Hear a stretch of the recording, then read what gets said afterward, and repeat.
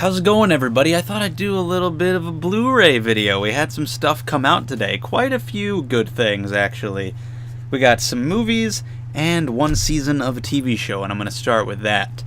We have Game of Thrones Season 4.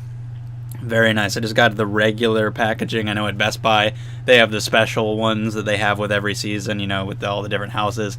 I never get any of those, just because they always have different ones, and I would never be able to choose which one. Like, do I want the Stark? Do I want the Lannister, the Targaryen, the Greyjoy, whatever? So I always just go with the regular packaging, and that's cool because it always looks cool. It's got the three-eyed raven, which is nice because that whole storyline's not even going to be in Season 5, so give it the spotlight now. And so that's nice. It's got the thing on the back with all the little characters on it, not really much there. But Game of Thrones is the one show where I absolutely have to buy all the season. It's got Valar Morghulis, All Men Must Die, Iron Throne on the back. With most shows, I don't buy a lot of TV shows just because I don't know. I just don't. At least not often. And if I do, I usually wait till the series is over and I just buy like the complete series set. But Game of Thrones is the one show where, the new season's out, I gotta get it because it is my favorite show.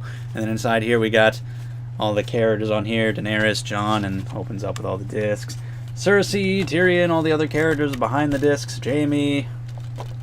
And it's nice. You got all these things in there. Very nice packaging. And, I mean, that's another reason. Just all the seasons of Game of Thrones. They look really cool with their Blu-ray packaging. I mean, I've already watched the whole season twice, so I don't need to watch it again immediately. But it's nice to have it, because it is the best. And Season 5 should be pretty damn good, and deviating from the books quite a bit more. So, next up, we have The Interview. I actually haven't seen this. I went to Best Buy and I was getting the other stuff, and I noticed this was only $12.99. I was like, oh, okay, I'll go for it then. I guess because of all the craziness and the controversy surrounding it, they wanted to make it cheap, which is fine by me. I know it's on Netflix, but I was already there. It was $12, so I'm like, whatever, I'll get it. So it is the Freedom Edition, apparently, from the Western capitalist pigs who brought you Neighbors and This Is the End. I liked This Is the End. Neighbors was okay-ish, so it'll probably be decently funny. Worth $12.99, I suppose. It's got one of the stupid things here that, you know, like the little latches. What's the point of that? What is that? Is that like a child safety latch? It can't be, because that's just as easy as that. I think it was actually easier. So, I don't know. It's just an extra step put in between me watching my movie. First world problems, I suppose. But I'll watch it sometime. I got it. That's nice. Next up, Birdman. This is really cool packaging. I like the red. It looks nice. It opens up here. You got that. And then the Blu-ray itself is actually red. I think this is the only red one I own. I have a couple green ones, Incredible Hulk and How the Grinch Stole Christmas, but this is the first red one, and I really like it. It's just all red, and I think it looks really cool. Birdman, I will talk about some of these movies a little bit, since I've seen the rest of these, unlike The Interview. I did not think it was the greatest movie I have ever seen in my life, like some people apparently did, but I definitely enjoyed it.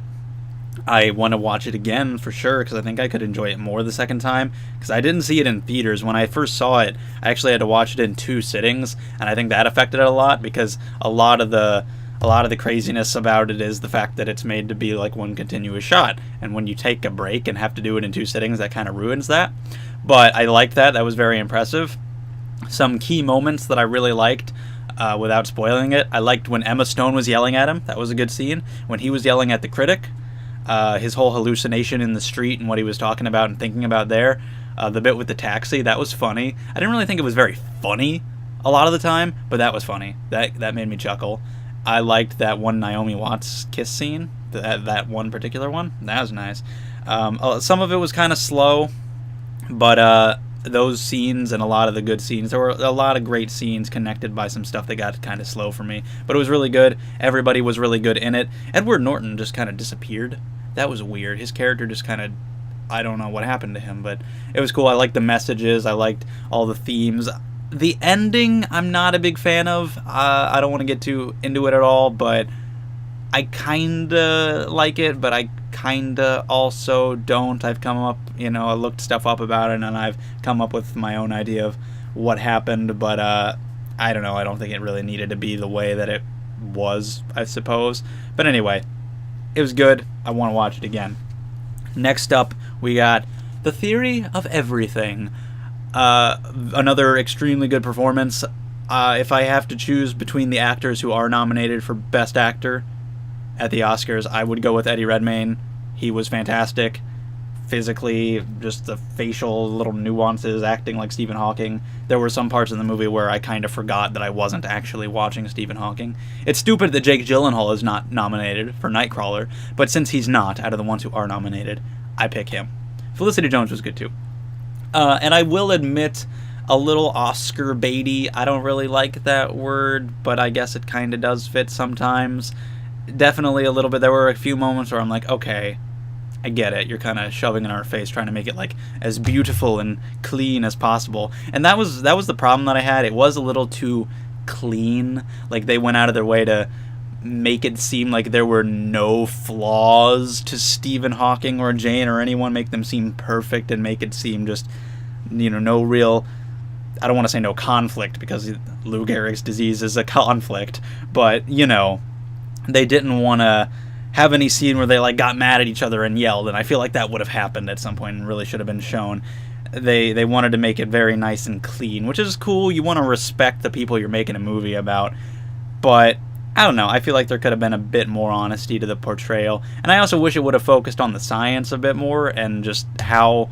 I wish it would have focused on why all of the things that he was discovering were important.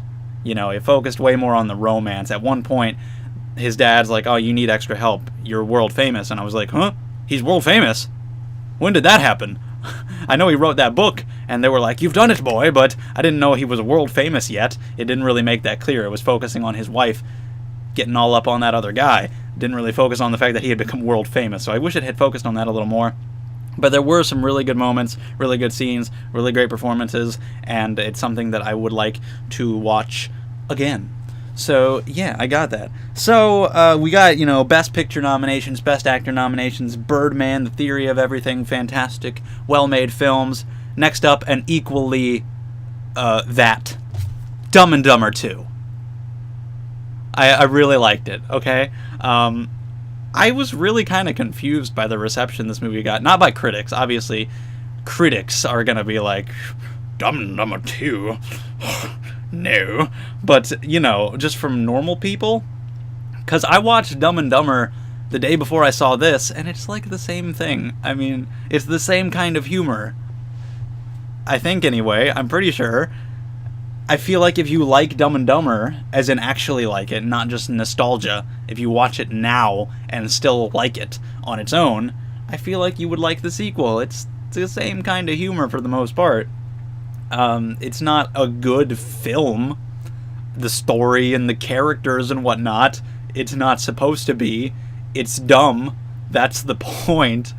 It's supposed to make you laugh at the dumbness, and it succeeded with me. I laughed a lot. There was one part where it was one of those laughs where no sound is coming out and I can't breathe. It did that to me. So that's fantastic. I have to buy it. So if you haven't seen this and you like the original Dumb and Dumber, I recommend it. I'd say check it out. If you don't like dumb humor, you didn't like the original Dumb and Dumber, of course you're not going to like it, but yeah, same thing on the inside. Nothing really special about the packaging for this or Theory of Everything, but there we go. Dumb and Dumber 2. Truly the Oscar snub of the year.